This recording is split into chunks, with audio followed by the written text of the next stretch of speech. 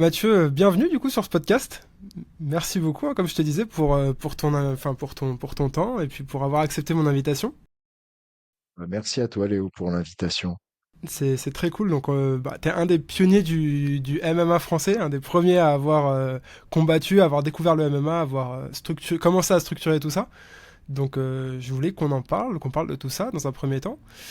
Est-ce que déjà tu peux m'expliquer comment est-ce que tu as entendu parler du MMA toi à l'époque? Parce que ça date maintenant, mais moi j'étais même Alors pas moi, né, tu vois. il y avait pas Internet à cette époque-là, donc nous, les arts martiaux, on suivait par les magazines papier qu'on achetait en kiosque. Il y avait essentiellement Karaté Bushido, puis il y en avait un autre qui devait s'appeler Budo International, qui était un peu les... Puis il y en avait quelques autres après, mais c'était un peu les deux plus gros. Et c'est les deux premiers dans lesquels on a entendu parler d'une compétition aux États-Unis qui avait eu lieu en 1993, qui s'appelait l'Ultimate Fighting Championship. C'est comme ça qu'on a entendu parler pour la première fois de ce qui s'appelait pas encore le MMA.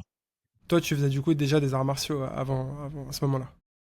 Voilà, mais juste des arts martiaux traditionnels à l'ancienne, quoi, ce qu'on nous proposait à cette époque-là. Et, euh, et pourquoi le MMA? Bah parce que dans ces arts martiaux traditionnels, il y avait toujours un peu le mythe de l'efficacité en situation réelle. On nous vendait parfois qu'on avait des techniques trop efficaces pour les compétitions sportives. Et bon, eh ben, je me suis dit, bah, nos techniques trop efficaces, là, ils ont créé un truc où tout est autorisé, où on peut essayer. Alors, il faut voir si ça marche. Après, petit à petit, tu t'aperçois que beaucoup de choses qu'on nous montrait marchaient pas forcément, et donc tu réadaptes ta pratique, quoi. Mais en tout cas, voilà, c'est la première fois, c'était dans les magazines papier, Budo International, Karaté Bushido, je crois, et puis bah, c'était un peu pour moi le rêve ultime de tous les pratiquants d'arts martiaux qui se réalisait. Ouais, c'est quoi que t'as ressenti quand t'as entendu parler de ça? T'étais content du coup de pouvoir enfin Ah, pouvoir. moi, j'étais super content parce qu'il y avait beaucoup ce double discours à l'époque. Tu avais les sports de combat d'un côté, mais très réglementés, et puis les arts martiaux, euh, bah, où il n'y avait pas toujours des compétitions sportives permettant de tout expérimenter, mais qui auraient des techniques secrètes, etc., qui marchaient dans des situations de self-défense. Enfin voilà, c'était un petit peu le marché, quoi, si tu veux, qu'on nous proposait, dans lequel on vivait. Et là, bah, il y avait quelqu'un qui réunissait tout, tous les arts martiaux, tous les sports de combat, toutes les techniques. Bah, tu pouvais tout faire en un seul espace et voir ce qui marchait vraiment. Est-ce que ça ressemblait parce que enfin tu sais ça date un peu de cette époque-là aussi, mais t'avais le film Fight Club. Est-ce que ça ressemblait un petit peu au combat qui était dans Fight Club, etc. Alors, L'ambiance un peu moi, underground, tout ça. je l'ai pas rattaché. Alors, j'aimais bien le film Fight Club, mais je l'ai pas rattaché à Fight Club. Je le rattachais plus. Tu sais, alors, c'est encore plus ancien, mais t'avais Opération Dragon, je crois, avec Bruce Lee, où tout le monde se retrouvait sur une île pour faire un tournoi, des pratiquants de différents arts martiaux. Et puis surtout après, nous, on avait eu, qui était sorti pas si longtemps avant, Bloodsport avec Jean-Claude Van Damme, où c'était l'histoire alors, plus ou moins vraie d'un militaire qui partait faire un tournoi à moitié interdit, où tous les arts martiaux étaient représentés et où il n'y avait pas de règles. Mais en fait, c'était un petit peu Bloodsport réalisé en vrai, quoi. Ouais. Et les gens pensaient quoi de ce nouveau sport, les gens de manière générale? Alors, moi, je différencierais, t'as les pratiquants, ceux qui étaient mordus, comme moi, euh, pour lesquels, alors, ça a été, d'abord le côté excitant d'un tournoi où toutes les techniques d'arts martiaux et sports de combat étaient autorisées et qui désignerait pas le meilleur judoka ou le meilleur boxeur, mais le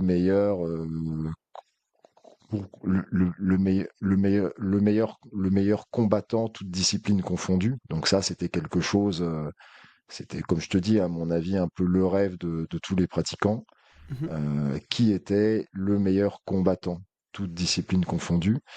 Et puis, et puis nous, ce qui nous a particulièrement choqué, par contre, là, ce qui était pas du tout attendu, c'est que c'était les spécialistes des techniques de préhension qui gagnaient presque tous les combats, en fait. Tout le monde avait en tête le boxeur, le karatéka, qui allait forcément frapper le spécialiste des sports de préhension avant qu'il s'approche. Et en fait, c'était pas ce qui se passait en vrai. Le gars, le spécialiste de l'appréhension arrivait presque toujours à accrocher le boxeur et à le mettre au sol, en fait. Et ça, c'était une révélation et je crois une claque pour beaucoup de pratiquants de cette époque-là, qui n'avaient pas conscience, voilà, de ce que c'était le combat en situation réelle, parce que ça s'était jamais présenté avant. Donc nous, on voyait à la fois ce côté excitant et ce côté bah, ce côté révélation du point de vue efficacité des techniques. Et puis bah pour le grand public, ce qu'ils ont vu, c'était une apologie de la violence, quoi. Un truc qui n'était pas un sport, qu'il fallait bannir à tout prix. Hmm. Et toi, du coup, tu faisais quoi comme art martial, du coup, avant de Alors commencer à... moi, j'avais commencé par les arts martiaux traditionnels, donc du karaté et du jiu-jitsu, mais à l'ancienne, qui avait rien à voir avec le jiu-jitsu brésilien. Tu t'es éloigné de ça, du coup? Bah, le jiu-jitsu, ça ressemble... Enfin, c'est un peu l'essence quand même du MMA, dans le sens où ça mixait déjà le judo, Oui, karaté... Ouais. après, il y avait, comme je te disais, c'était beaucoup de techniques de cette époque-là qui étaient très orientées sur la self-défense et où il y avait peut-être 15% de techniques qui fonctionnaient. Ouais. euh, et puis une grosse partie qui marchait pas vraiment, en fait. Et donc, du coup, ça a été aussi... En fait, moi, c'est quand j'ai vu les images de Royce Gracie qui faisait du Jiu-Jitsu aussi, mais pas du tout le même, et puis qui, eux, objectivement, avaient déjà bien adapté leur pratique. Il y avait déjà des apports de la lutte dans ce que se faisait Royce Gracie dans les premiers événements, et j'ai bien vu que que les techniques que je voyais, ce que moi on m'avait appris en club, ça allait pas marcher en fait. La première idée, c'est mais quand il jette dans les jambes comme ça, on nous balançait des trucs sur oui, mais il expose ses points vitaux, blablabla, les coups à la nuque. Je voyais de temps en temps des mecs mettre un gros coup de coude à la nuque, ça arrêtait pas le mec pour autant, il arrivait quand même à les arracher, à les foutre par terre et à se mettre à cheval dessus, tu vois. Et c'est là que j'ai vu, bon, je me suis dit, en fait, il y a des choses qui sont pas du tout réalistes dans ce qu'on pratique. Et j'ai complètement réorganisé ma pratique en me spécialisant dans le grappling, dans les nouvelles techniques qu'on découvrait à ce moment-là. Donc, t'as quitté ton club de karaté jiu-jitsu pour te former vraiment à un nouveau sport. Oui, oui, pour alors pas repartir de zéro parce qu'il y a trucs de l'époque qui fonctionnaient et que j'ai conservé, mais oui, j'ai pratiquement tout redécouvert et recommencé pour une grosse part, ouais. Et comment tu te formais, du coup, si c'était nouveau, s'il n'y avait pas de professeur? Alors, je raconte à chaque fois la même histoire. Nous, il n'y avait pas là maintenant, c'est facile. Tu vas sur Internet, tu vas sur YouTube. T'as plein de gars qui partagent des techniques. Nous, c'était les cassettes VHS. Donc, t'achetais les VHS. Alors, t'avais l'UFC, t'avais les Vale-Tudo au Brésil, t'avais toutes les premières compètes de MMA qui arrivaient toujours avec du retard en France, mais où on regardait qui gagnait, de quelle manière ils amenaient au sol, de quelle manière euh, ils- ils se positionnaient, ils plaçaient une technique de soumission, etc. Et puis après, il y a eu les premiers champions de ces différentes compétitions qui ont commencé à faire des vidéos pédagogiques où ils expliquaient leur technique. Et moi, celle que j'attendais, c'était ces cassettes-là que j'achetais. Et puis, j'avais une bande de potes avec qui on mettait les vidéos en boucle. Enfin, moi, je les mettais en boucle. J'apprenais plus ou moins par cœur ce que je voyais. Et puis, on se retrouvait à la salle et on expérimentait. Et vous testiez ensemble, quoi. Voilà. Et t'avais déjà créé un club à ce moment-là ou pas? J'ai créé mon... En fait, tout s'est passé au même moment. Il y a eu les premiers articles, puis les premières images euh, de ce type de tournoi. Je me suis dit, bah, en fait, si je veux pas me mentir à moi-même, si je veux vraiment savoir si je suis le meilleur combattant, si mes techniques sont vraiment efficaces, c'est ça que je dois faire. Et donc, j'ai tout réorienté pour m'entraîner dans cet objectif-là. Et Mhm. donc, bah, comme il n'y avait pas d'endroit où s'entraîner, j'ai créé mon club. Donc, tout s'est fait en même temps, en fait. Ok. Et dans les pratiquants, est-ce que tu as eu du mal à trouver des premiers partenaires et des premiers pratiquants dans ton club ou comment ça Alors, les s'est... premiers partenaires, c'était quelques potes qui avaient pratiqué comme moi des arts martiaux traditionnels et qui m'ont suivi dans l'aventure. Mhm. C'est comme ça que j'ai commencé. Et puis ensuite, quand j'ai cherché une salle, euh, bah, la première que j'ai trouvée, on m'a offert il y avait un espace de quartier, c'était dans le 15e arrondissement. Et en gros, on m'a dit, écoute, on te laisse la salle, mais nous, on a des jeunes un peu compliqués. Bah, tu les prends dans ta salle et tu t'occupes de nos jeunes. Et c'est comme ça que j'ai ouvert ma première salle, puis bah, c'est devenu aussi des partenaires d'entraînement. Ok. Et comment tu as vu évoluer la structure de tes entraînements entre bah, du coup le moment où tu testes à partir de ce que tu vois sur les cassettes et où tu commences à avoir de plus en plus de pratiquants. Je sais pas, comment est-ce que ouais, tu structurais tes entraînements? En fait, bah, il faut savoir que ce qui était compliqué, c'était que j'étais tout en même temps. J'étais compétiteur, j'étais entraîneur, euh, j'ai été le gérant de la salle ensuite. C'est moi qui trouvais mes combats, j'étais mon propre manager.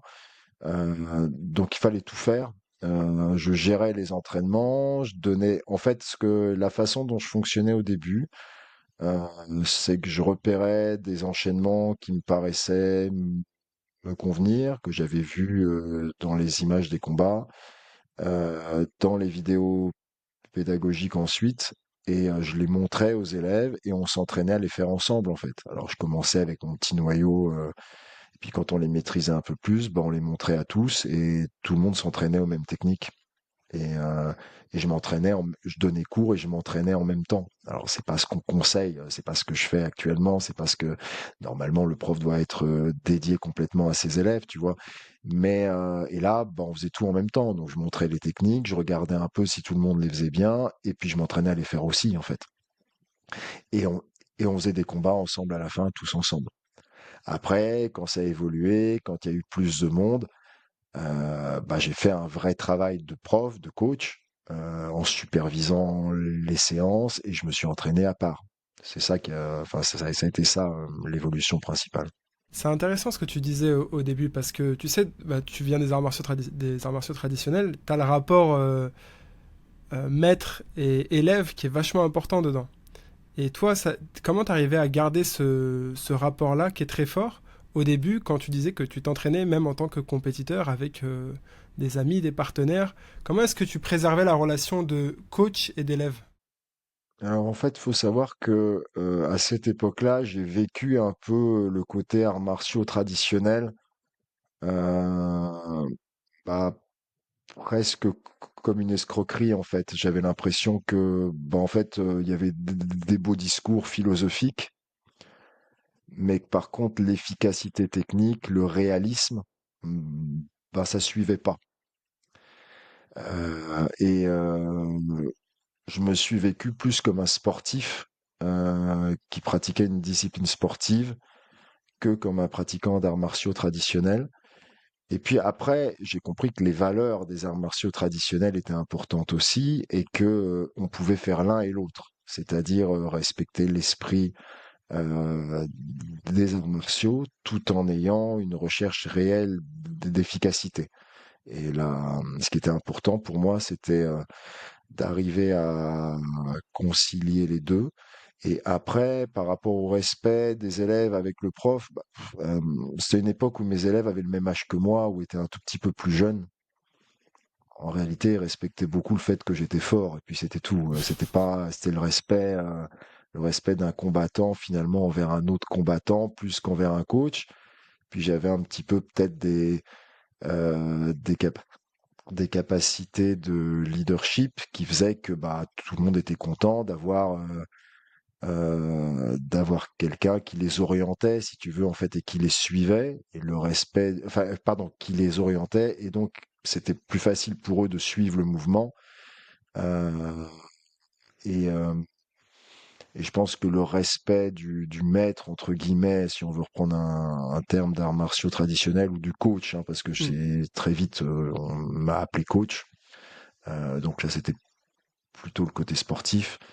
Euh, Bah, il est venu de là aussi, c'est-à-dire qu'il y avait le respect du combattant, puisque j'avais la double casquette, mais aussi de l'entraîneur, qui est aussi un pionnier et qui est un guide un petit peu vers quelle technique il faut s'entraîner. Et ben en fait, euh,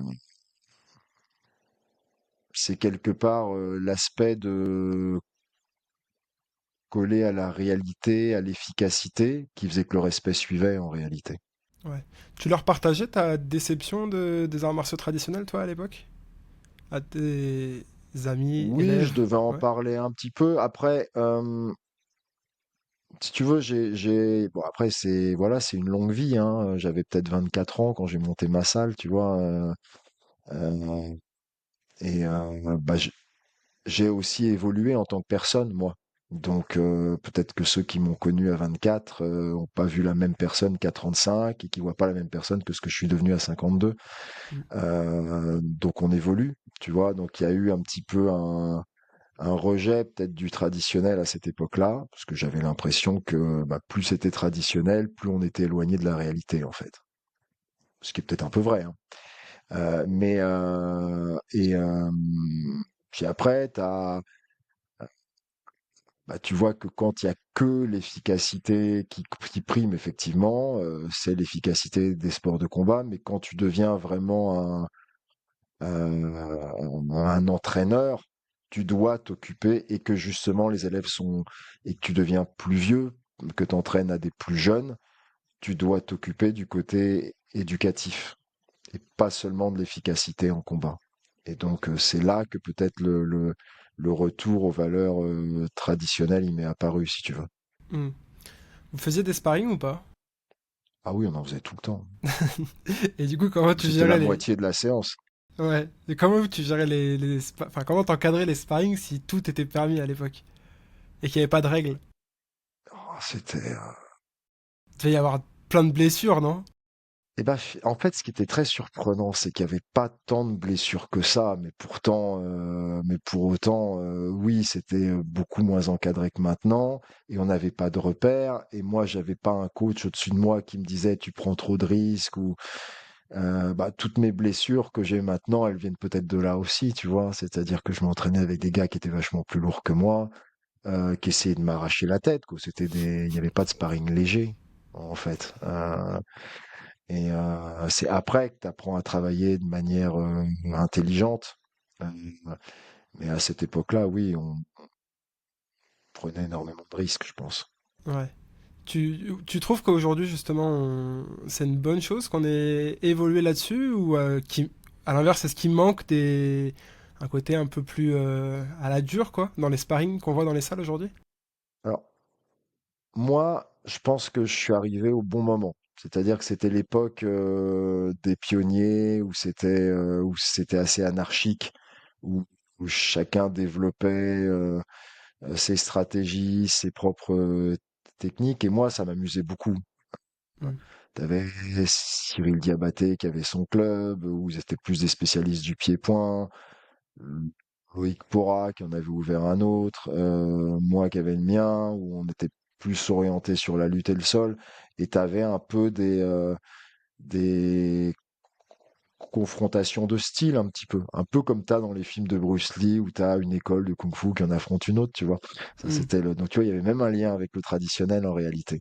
Ouais. Mais donc moi, il y avait cet aspect-là qui me plaisait. Et puis voilà, le fait que ce soit un tout nouveau sport quoi, qui naisse et qu'on fasse partie des tout débuts de ce sport et qu'on expérimente énormément de choses, c'est quelque chose qui me plaisait vraiment énormément. Donc moi, je suis content d'être arrivé à ce moment-là. Je pense que c'était ce qui me convenait à moi. Ok. Euh, et puis bah la prise de risque, bah j'étais jeune et ça me convenait aussi. C'est ce qui me donnait de l'adrénaline aussi. Euh, mais je suis content maintenant de l'évolution que le sport a eu, qu'il soit professionnalisé, qu'il y ait un encadrement beaucoup plus pointu. Je suis très content aussi de cette évolution maintenant. Mhm. Ok.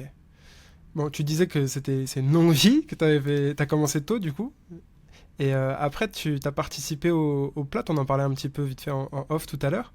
Donc le plan de lutte terroriste. Oui, ouais. Tu étais principalement, si je me trompe pas, corrige-moi hein, si je me trompe, pardon. T'intervenais du coup dans les centres pénitentiaires du coup pour discuter Oui, avec les personnes qui se radicalisaient, c'est ça? oui, en fait, dans les maisons d'arrêt ou les centres pénitentiaires, en fait, il y a, en fait, j'ai principalement travaillé dans ce qu'on appelait les CAIR, quartiers d'évaluation de la radicalisation, qui étaient répartis dans plusieurs prisons. J'étais dans le sud un petit peu après, mais principalement en Île-de-France pour le plus gros. Et bah, j'ai travaillé comme éducateur coordinateur, c'est-à-dire que je coorde. En fait, il y avait dans ce qu'on appelait le PLAT, il y avait ce qu'on appelait les binômes de soutien. On travaillait par deux, éducateurs et psychologues, et on était chargé de l'évaluation, de la prise en charge euh, bah, des détenus qui étaient suivis pour association de malfaiteurs terroristes. Euh, et pourquoi je suis arrivé là-dedans? Parce que j'avais été pendant quelques années confronté dans mon club à des mouvements. Comme ça, on parlait pas de séparatisme à cette époque-là, euh, mais tu vois, qui au nom de la religion nous empêchaient de nous mêler les uns avec les autres. Et moi, ce qui était très important pour moi dans ce sport, c'est que j'avais découvert des gens passionnés qui partageaient la même passion, qui n'étaient pas de la même origine, pas de la même religion que moi, mais on s'en fichait. On était tous des pratiquants, on était tous des passionnés, on était tous une famille. Et j'ai commencé à voir quelques courants apparaître qui disaient que, il y avait les uns et les autres, tu vois. Et puis quelques élèves qui se laissaient entraîner là-dedans, qui venaient plus à la salle parce qu'on leur avait dit euh, ta religion t'interdit de. Mais t'étais déjà musulman l'année dernière et tu t'entraînais avec nous. Oui, mais on m'a dit que c'était pas la vraie façon. Et en fait, ce nouveau courant-là qui s'est développé pendant plusieurs années sans que personne en parle, personne n'y fasse attention. Moi, ça me préoccupait beaucoup. Et, euh, et donc, quand il y a eu ces postes créés, c'était après les attentats de Charlie Hebdo, bah, je me suis porté candidat parce que c'était une problématique qui, pour moi, était importante. Mais c'est quoi le constat que t'en as fait? C'est que les combattants ils étaient assez influençables ou pourquoi est-ce que toi, dans ton Alors, club, t'avais vu des... bah, en fait, les jeunes sont influençables. Les combattants, comme n'importe quel autre, en réalité. Donc, tu as des gars qui ont un esprit critique, tu vois, un libre arbitre, qui sont capables de faire la part des choses. Et puis, bah, tu as des jeunes fragiles. euh, et puis qui sont en quête d'une identité, en quête de limites, en quête de gloire. Et en fait, on va s'appuyer sur leurs failles pour leur vendre un discours et les emmener bah, à se retrouver à l'autre bout du monde en train de faire la guerre, quoi. Hmm. Tout à l'heure, tu parlais de ton leadership. C'était quoi, du coup, ta méthode, toi, pour parler à des personnes qui étaient sous cette influence-là? Comment est-ce que tu gérais ça? En fait, moi, ce qui m'avait choqué, j'entendais beaucoup de discours anti-France, opposés à la France. Alors, euh, évidemment, c'était une minorité, mais c'était une minorité qui était, par contre, assez active, assez revendicative. Et bah, je me levais contre ça, en fait. Et moi, j'essayais de montrer, puis j'avais beaucoup euh, de jeunes qui forcément avaient vécu des choses dures et qui pouvaient se laisser entraîner, qui m'expliquaient, oui, mais moi, parce que je suis musulman, parce que j'ai un nom arabe, parce que je suis noir, je peux pas faire ci, je suis bloqué, etc. Et bah, je leur disais, oui, c'est vrai, tu pars peut-être avec un handicap, mais tu peux y arriver quand même. Et quand j'avais un élève qui réussissait, qui était issu d'une minorité, d'un quartier sensible, mais qui arrivait à s'en sortir, pas forcément dans le domaine du sport de combat, mais qui était un exemple de réussite professionnelle, bah, je les mettais en avant pour leur montrer que la France, c'est pas parfait, mais c'est un très beau pays et que non, c'est pas ton ennemi. La démocratie, c'est pas ton ennemi, parce que ça, j'entendais ça aussi. Euh, que c'est au contraire ta plus grande chance de réussir et qu'il y a très peu de pays dans le monde où tu as autant de chance en fait. Hmm. Et c'était le discours inverse que... Enfin, je voulais avoir le discours inverse, moi, en leur disant, non, t'es pas exclu de rien du tout. Il y aura des fois des préjugés, etc. Mais il y a aussi plein de bonnes personnes qui vont te juger euh, pas sur tes origines, mais sur ta valeur. Et c'est dans ce pays que c'est le plus possible, peut-être. C'est pas parfait, mais la France, pour moi, elle offrait sa chance à tout le monde. Euh, J'en suis encore convaincu. Et je voulais leur montrer, t'as pas besoin d'aller t'enfermer dans quelqu'un qui prétend euh, que vous êtes les exclus de ce monde et que vous avez une revanche à prendre. Vous n'êtes pas les exclus de rien, vous pouvez tout à fait vous adapter, vous avez une chance extraordinaire ici. C'était vraiment ce discours-là que je m'efforçais d'avoir avec eux, euh, pour les convaincre qu'il n'y avait pas de raison de se séparer, d'essayer de se trouver une autre soi-disant famille, qu'ils avaient tout ce qu'il fallait ici et que bah, tous ensemble, comme on l'avait toujours fait, on pouvait trouver notre chemin et que la France, c'était un très beau pays qui permettait à chacun de réaliser son propre parcours. Et du coup, t'en parlais après les entraînements, t'en parlais vraiment. Ouais, on avait beaucoup de discussions dans les vestiaires après les entraînements. Enfin, on avait, bah, voilà, euh,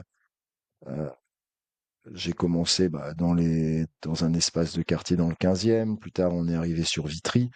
Il y a une grande mixité sociale, de population, des élèves qui avaient plein d'origines différentes, des religions, des croyances euh, différentes. Et bah moi, j'ai imposé cette règle-là que chacun avait sa croyance, euh,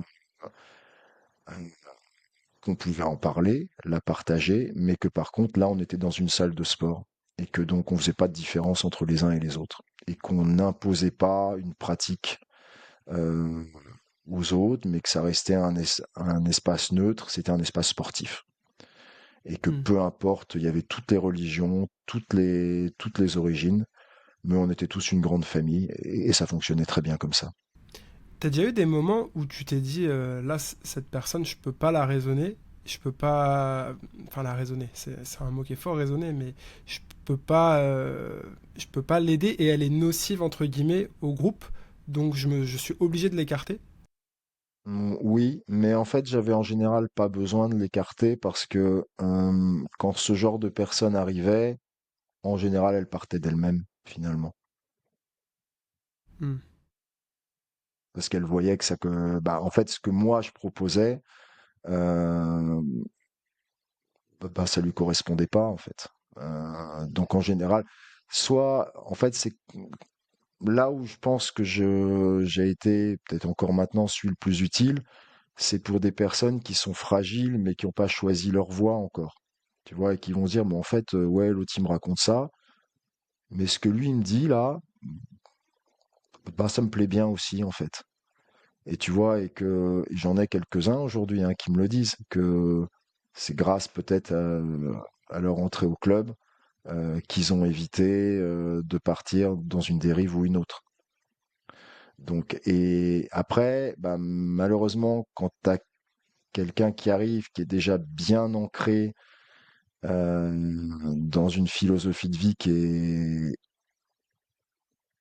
est pas du tout la mienne et qui a pas assez d'ouverture d'esprit pour se dire que même quelqu'un qui pense pas comme toi, ça peut être quelqu'un de bien euh, et qui a peut-être un cheminement à faire. Quand la personne est trop fermée, qu'elle est trop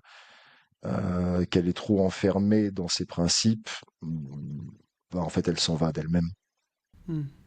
Comment t'as aidé à trouver enfin, aider les personnes qui n'avaient pas encore trouvé leur voie à la trouver justement? C'était quoi ta méthode pour donner des clés pour qu'ils puissent ouvrir les portes? En fait, c'est d'être positif au maximum et je- essayer de transférer un petit peu cette passion et cette détermination qui m'animait pour réaliser mes objectifs. Moi, je suis pas issu d'une banlieue, je suis issu d'un milieu assez favorisé, heu, où par contre le sport de combat, c'est pas du tout la culture familiale. Personne n'a rien compris quand j'ai parlé de ça. Donc c'était pas le plus facile pour moi de suivre ce parcours-là, mais c'était ma passion, j'avais besoin de ça, heu et j'ai réussi et de la même façon, bah, j'essaye de leur montrer que un jeune, alors je suis très content s'il fait sa carrière en sport de combat, bien sûr, mais s'il aime bien les sports de combat, mais qu'il n'est pas passionné à ce point-là et que par contre, bah, il a des aptitudes, heu, pour les études, pour un autre parcours, peu importe si le milieu dans lequel il a grandi semble pas le plus favorable, bah, il peut y arriver aussi. C'est-à-dire que ça peut se faire à l'inverse, tu vois? Et qu'il y a pas de et qu'il y a pas de raison de se mettre des limites, que quand on a un rêve, bah, il faut essayer de l'accomplir jusqu'au bout. Hmm. Ouais, ouais, c'est. Tout à l'heure, tu vois, tu parlais on parlait des valeurs fortes des arts martiaux traditionnels. Toi, tu sens que t'as ressenti que ça t'a aidé justement à ce moment-là, dans cette période un petit peu de crise dans le club où tu voyais des personnes qui étaient. Enfin, pour faire une cohésion dans le groupe, t'as ressenti, je sais pas, un soutien des valeurs martiales ou pas tant que ça? Oui, après, tu sais, on parle de valeurs martiales. Pour moi, c'est surtout un enrobage, c'est-à-dire que les valeurs, pour moi, bon, on les partage tous, on sait très bien tous ce qui est bien et ce qui est mal. Hmm. Euh, on sait très bien tous ce que c'est que la loyauté, ce que c'est que la trahison, ce que c'est que les valeurs, on les partage tous. Donc, elles sont peut-être plus mises en avant dans les arts martiaux traditionnels, mais pour moi, ces valeurs, elles doivent être partagées dans tous les sports de combat, dans tous les sports et et dans la vie en général. Donc, c'est des valeurs que j'ai toujours véhiculées au sein de mes cours et bah, en tout cas, je pense que ça a été utile à certains, ouais. Hmm. Ok. Bon, et du coup, alors pour continuer sur cette longue vie dont tu parlais, là, actuellement, tu es directeur sportif du coup à l'Hexagone MMA. Mhm. Comment est-ce que t'es passé du coup de ce rôle-là à directeur sportif à l'Hexagone MMA? Qu'est-ce qui a fait que tu t'es retrouvé ici? En fait, je pense que c'est une évolution assez logique par rapport à mon parcours. Mais tu vois, il y a quelques faits marquants. Bah, en fait, j'ai commencé, mon objectif, ça a d'abord été de devenir un champion de MMA, donc un pratiquant avant tout. Et puis, bah, une fois les objectifs atteints au niveau de la compétition, être entraîneur, c'était la suite logique. Pour moi, pour ma part, j'ai commencé les deux en même temps parce que c'était une nécessité aussi. Mm. Mais donc, continuer en tout cas après la fin de la carrière sportive avec une casquette d'entraîneur, c'était la suite logique. Euh, et comme dirigeant de club également. Et puis après, bah, l'étape au-dessus, en fait, si tu veux, j'avais un peu fait le tour. Moi, j'avais commencé, j'avais 25 ans, 24. Enfin, euh, là, j'en avais presque le double. Puis j'ai commencé à me poser des questions, en fait. bon, ok, j'emmène des jeunes en compétition, amateurs, ils passent professionnels, hein, ça fait 20 ans que je fais la même chose. De Hmm. quelle manière est-ce que je peux passer à l'étape suivante? Et bah, l'organisation, la promotion, c'était une étape. C'était une étape que, alors j'avais participé, j'avais organisé 3 événements à l'époque du Pancras quand c'était pas légalisé, mais c'était pas la même chose. Et là, bah, il y avait une opportunité d'organiser en MMA en France. Euh, et ça, c'était pour moi aussi une suite logique. Donc j'ai commencé à créer mes petits événements. C'est tombé à l'époque du Covid. Il venait d'y avoir la légalisation. Il y avait beaucoup de gros groupes qui avaient déjà préparé leur business plan, mais qui se sont mis en retrait pendant la période du Covid parce que le public était interdit. On pouvait organiser, mais seulement à huis clos. Et moi, j'étais tellement motivé par ce nouveau projet. J'avais proposé à un de mes amis qui s'appelle Yann Lamotte, qui a une club dans les Yvelines, le SDCL, bah, qu'on utilise sa salle. Il avait une très grande salle de 1000 mètres carrés, enfin il l'a toujours. Et on s'est associés et on a organisé notre premier événement qu'on a appelé le FFA Challenge, en référence à la FFA. On a organisé à huis clos. Donc le public était interdit, mais on l'a fait quand même. Et comme tous les gros groupes se sont retirés, il y a peut-être eu cette année-là des événements organisés, il y en a peut-être eu deux, tu vois. Ok. Donc ça nous a mis énormément en avant. Alors il a fallu investir des sous, hein, acheter une cage en Allemagne, en n'étant pas sûr qu'on rentrerait dans nos frais, mais il y avait tellement la passion et l'envie, bah, comme avant pour la carrière sportive, qu'on l'a fait, que ça a marché. J'ai Arnaud Romera qui m'a appelé un peu après, qui développait la plateforme Fight Nation donc consacré plus à la boxe, mais qui souhaitait nous diffuser sur sa plateforme. Ça nous a permis de nous mettre en avant. Et puis, bah voilà, après, c'est un peu toujours la même chose. C'est la passion qui fait que tu vas réussir à aller plus loin. Parce que bah, des fois, on perdait un peu d'argent, des fois, on arrivait à l'équilibre. Une fois, on a dû en gagner un tout petit peu. Mais en gros, c'était une énergie et un temps fou et on faisait pas de bénéfices. Et encore une fois, je me suis demandé, OK, ça, je l'ai déjà fait. Petits événements, j'avais fait dans le passé, machin. C'est bien beau, c'est excitant, mais ça, c'est très chronophage. Et si on perd de l'argent, je vais pas pouvoir tenir très très longtemps. De quelle manière est-ce que de quelle manière est-ce que je perce le plafond de verre, en fait?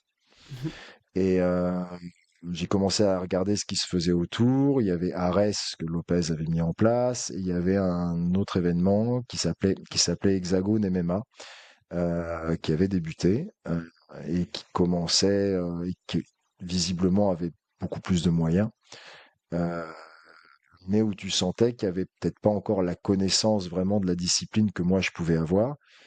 Et bah, j'ai proposé. En fait, j'avais une relation qui était un des actionnaires d'Hexagone MMA. Donc, je l'ai appelé, j'ai proposé une rencontre. C'était donc André de Semlem. On s'est rencontré avec Laurent Pourru et lui. J'ai rencontré Jérôme par la suite. Et on a convenu qu'on pouvait s'apporter les uns aux autres. Et donc, le FFA Challenge a été absorbé, enfin, on a absorbé par Hexagone MMA. Et je suis devenu directeur sportif d'Hexagone MMA à cette occasion-là. Ok. Et du coup, là, tu fais quoi concrètement? C'est quoi tes missions en tant que directeur sportif à l'Hexagone MMA? En fait, mes missions, c'est un peu orienté. Alors, il y a la partie matchmaking, c'est-à-dire que c'est moi euh, qui vais assembler les différentes cartes. C'est un très gros boulot, très chronophage. On est à 2 événements par mois, 20 combattants à contacter au minimum par événement. Mhm. Là, je travaille sur 3, 4 événements en même temps. Donc, t'imagines le nombre d'appels, de discussions avec les managers, etc. Et la carte de directeur sportif, c'est aussi donner mon avis sur l'orientation de la politique globale de l'événement, de la façon dont on veut le faire évoluer de quel objectif sportif on se donne. Donc là, tu as une réalité du marché, par exemple, qui est que, ce qui n'existait pas du tout à mon époque et qui n'était pas trop ma tasse de thé, mais tu as le nombre de followers Instagram, le nombre de followers sur YouTube, etc., qui entre en jeu. Et tu peux pas passer à côté parce que le but d'un événement, c'est d'être rentable. Mm. Donc, si tu fais des matchs sportivement justes, mais qu'il y a pas beaucoup de monde qui vient les voir, bah, ça va pas marcher en fait et tu pourras pas durer. Donc, on a besoin de ces combattants qui sont aussi des stars des réseaux sociaux, qui vont apporter un public en grand nombre. C'est très souvent et en même temps, il faut que l'événement ait une vraie identité sportive. Il faut qu'il y ait une logique sportive avec des combattants qui vont s'affronter les uns les autres, s'éliminer les uns les autres pour aller à la ceinture. Et toute la difficulté, c'est réussir à concilier les deux, l'aspect spectacle et l'aspect sportif. Et bah, c'est là que le rôle de directeur sportif, c'est un peu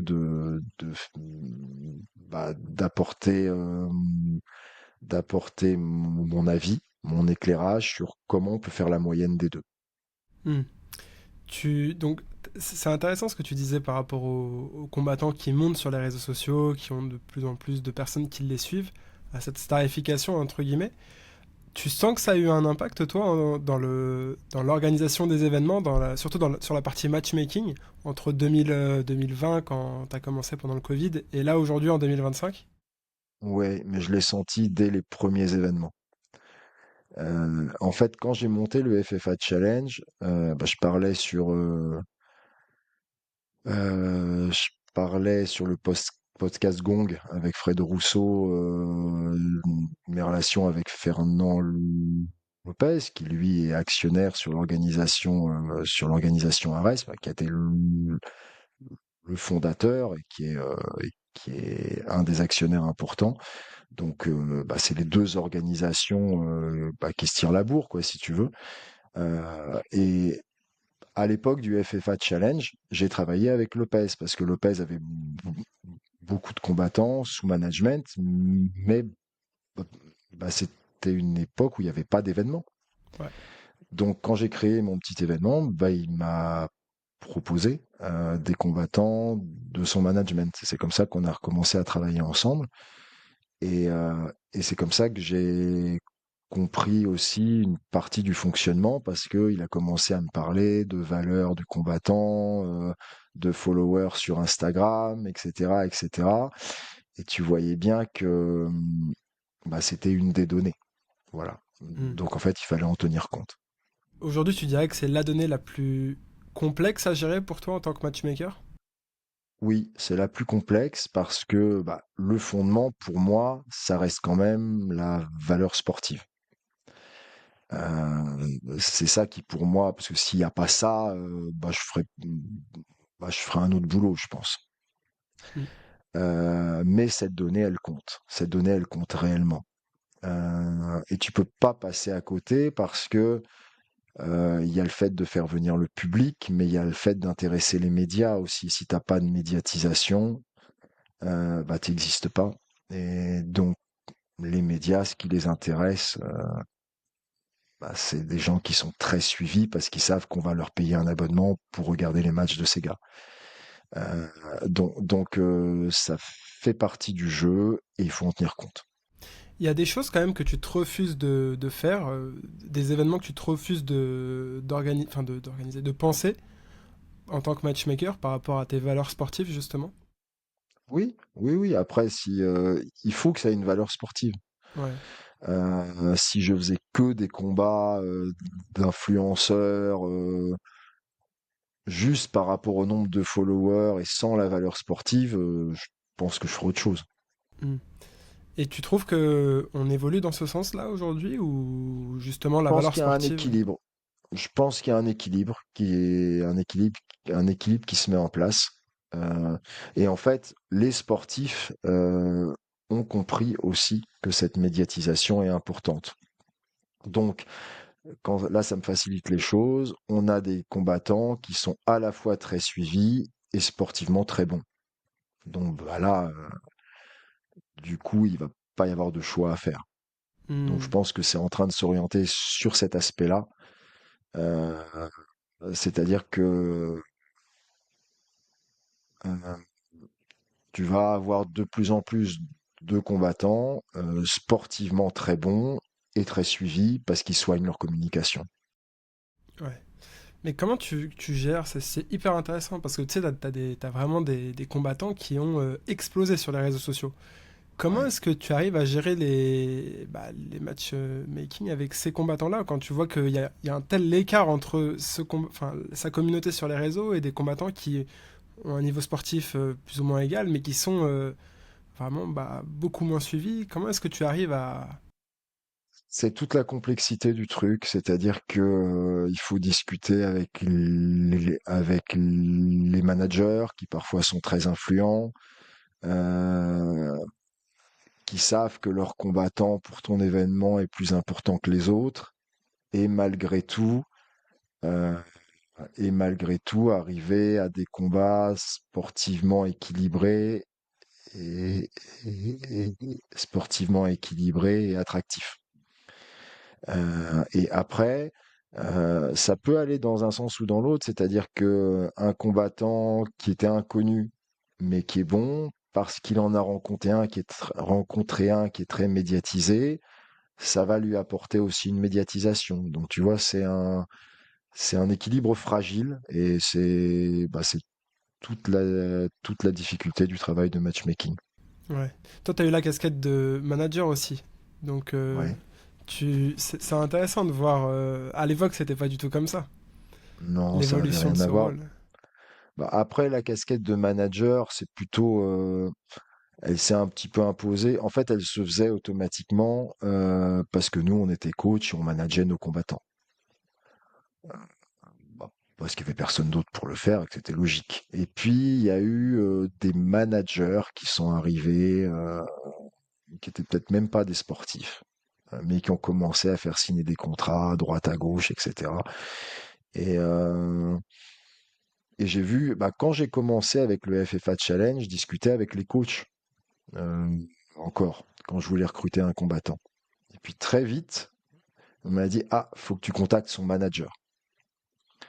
Et des fois, c'était, tu contactais un manager pour un gars qui faisait son premier combat pro, qui n'avait pas de hype particulière. Bon, tu te dis un manager, ouais, ok. Et puis, euh, et puis tu as aussi des coachs qui cumulent les casquettes de manager encore. Donc c'est en fait un monde qui est en pleine transformation. Pour moi, là, en fait, je suis avant tout je suis avant, je suis avant tout un entraîneur. Mm. Euh, et il faut aussi que mon boulot ait du sens. C'est-à-dire que quand j'ai des jeunes qui viennent à ma salle, très souvent ils viennent. Alors, il y en a qui ont déjà fait un autre sport, d'autres qui n'ont rien pratiqué. Je les vois se créer à la salle, se créer en tant qu'homme aussi, en même temps qu'ils se créent en tant que sportifs.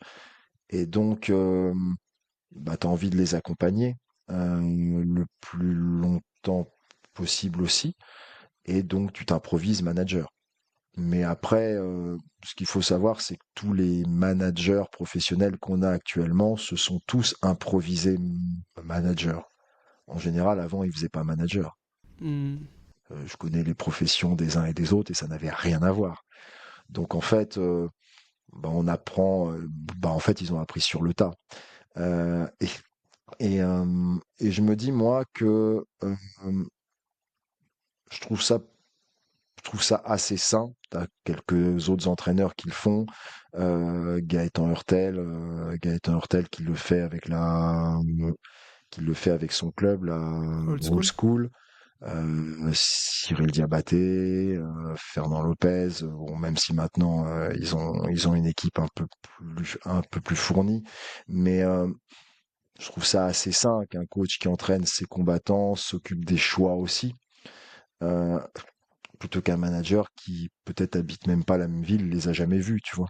Mm. Et maintenant, c'est un c'est un milieu qui est en, qui est en pleine évolution actuellement. Ça se professionnalise de plus en plus.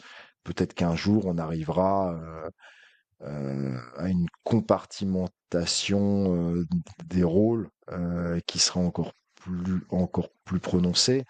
Après, c'est une question de revenus aussi, c'est-à-dire que en règle générale, la plupart du temps, euh, c'est parce que tu cumules les casquettes que tu arrives à vivre de ce sport. Hmm. Comme aux États-Unis, il n'y a pas ce cumul de casquettes, si.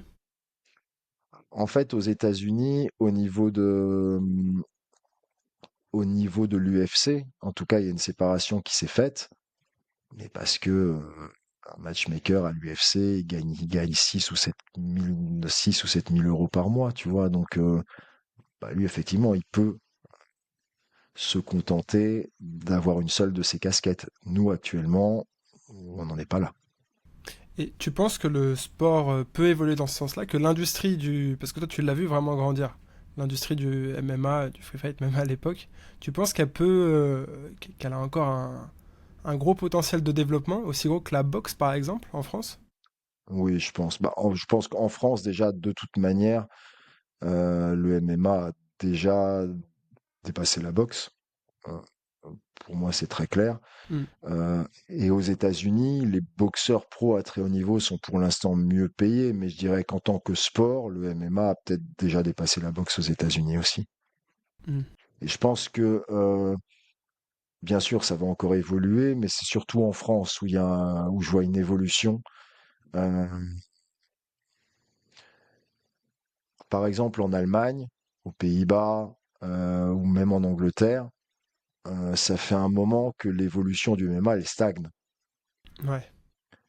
Euh, les primes payées aux combattants en Angleterre aujourd'hui, elles n'ont pas changé depuis avant la légalisation en France, et c'est pour ça qu'on recrute de plus en plus d'Anglais dans nos organisations et qu'ils ont de plus en plus de mal à recruter des Français. Donc en fait, l'évolution, elle s'est faite très très vite en France, au point qu'on est en train de dépasser tous les, on est en train de dépasser tous les autres pays européens. C'est dingue, Alors hein? jusqu'où ça ira et à Ouais, c'est quelle ça. vitesse, voilà. C'est ça la question, c'est jusqu'où ça ira, en fait. Mm. Ouais, toi, tu as une idée de d'où est-ce qu'on... Enfin, je sais pas, pourquoi déjà est-ce que la France arrive à dépasser l'Angleterre, l'Allemagne, etc.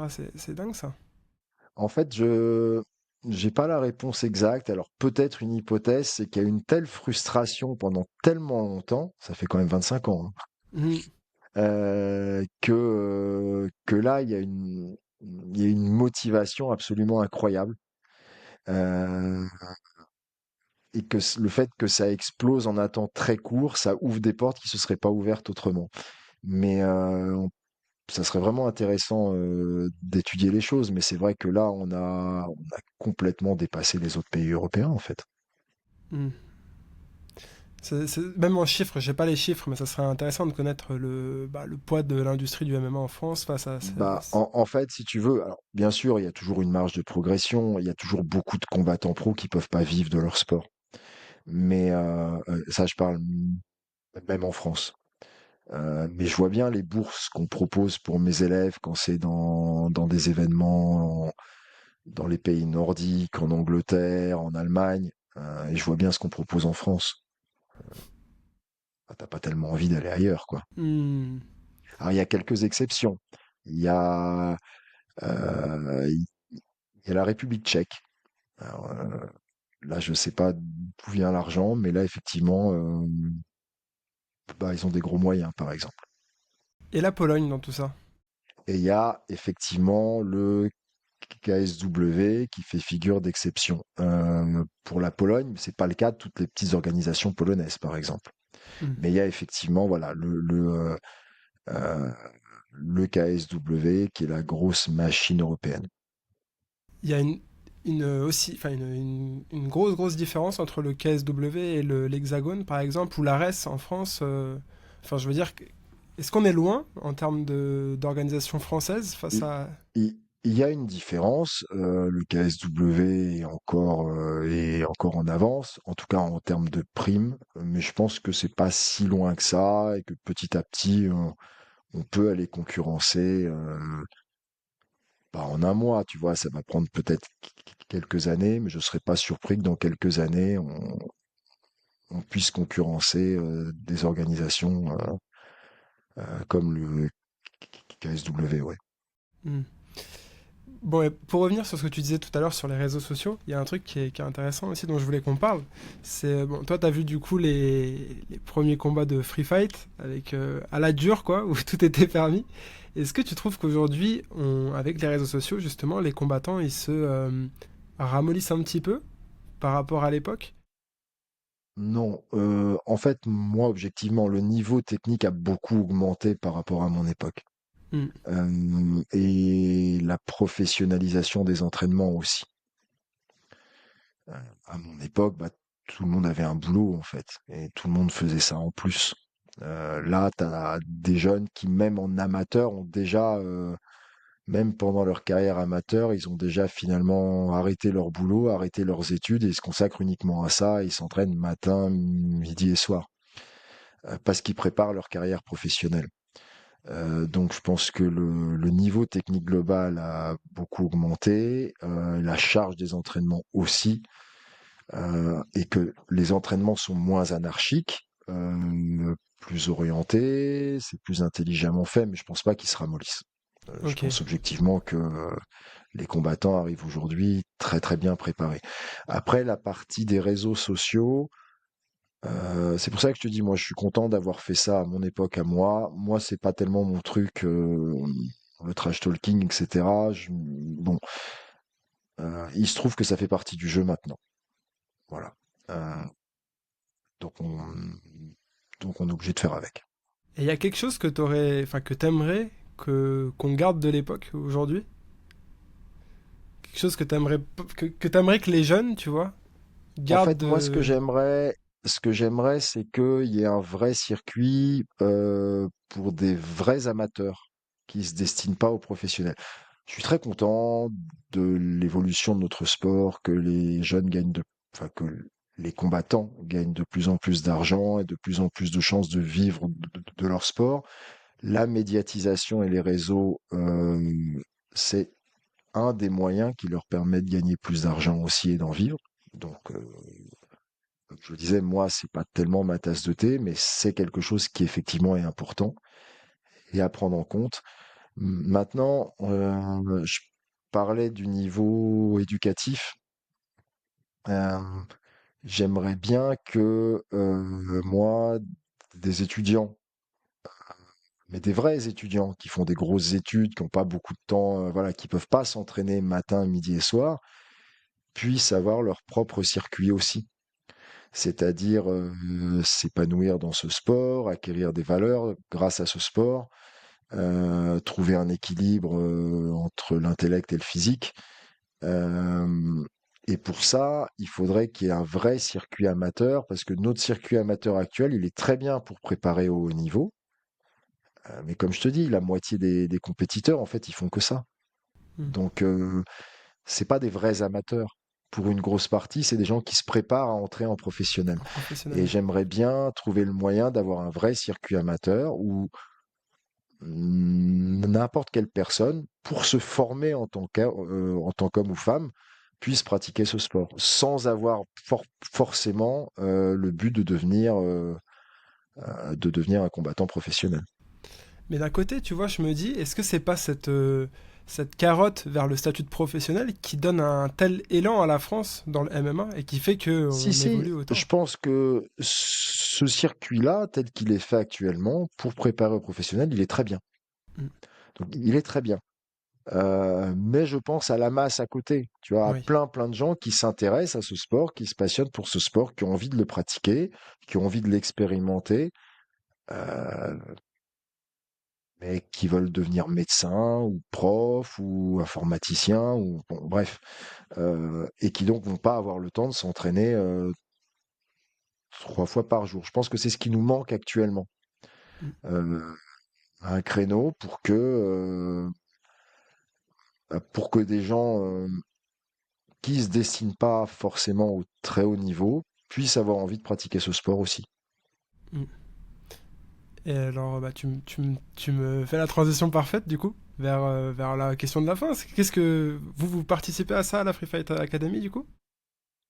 Oui, parce on a un gros groupe de compétiteurs, mais on a aussi la majorité des gens qui viennent s'entraîner, qui viennent, ils viennent s'entraîner en loisir, et qui à un moment donné ont envie, parce qu'ils commencent à, parce qu'ils commencent à se sentir à l'aise à la salle, bah, de faire une expérience aussi avec la compétition, tu Mhm. vois. Voilà, qui viennent en loisir, ils viennent 3 fois par semaine parce qu'ils peuvent pas faire plus avec leur emploi du temps. Donc je pense que pour ces personnes-là, euh, qui sont, euh, qui sont quelque part la partie la plus importante en nombre, Mhm. il faudrait pouvoir avoir un vrai circuit amateur. Génial. Bah écoute Mathieu, merci beaucoup. Du coup, on invite toutes les personnes qui ont écouté cette conversation à venir essayer à la Free Fight Academy. Et est-ce que tu veux ajouter quelque chose d'autre, un autre endroit où on peut te retrouver ou un mot de la fin? Non, bah écoute, vous pouvez me retrouver sur les réseaux sociaux, donc sur Instagram, LinkedIn, sur Facebook pour les plus anciens qui sont encore. Et peut-être, si faire de la pub, on n'en a pas parlé, mais sur le dernier projet, le roman La Dame Noire, on Oui. avait parlé des projets aussi. C'était important pour moi aussi euh, de me prouver à moi-même que je n'étais pas que un sportif, que je n'étais pas qu'un sportif et que je pouvais faire autre chose. Euh, et pas seulement écrire une biographie, mais faire preuve d'imagination, créer un univers.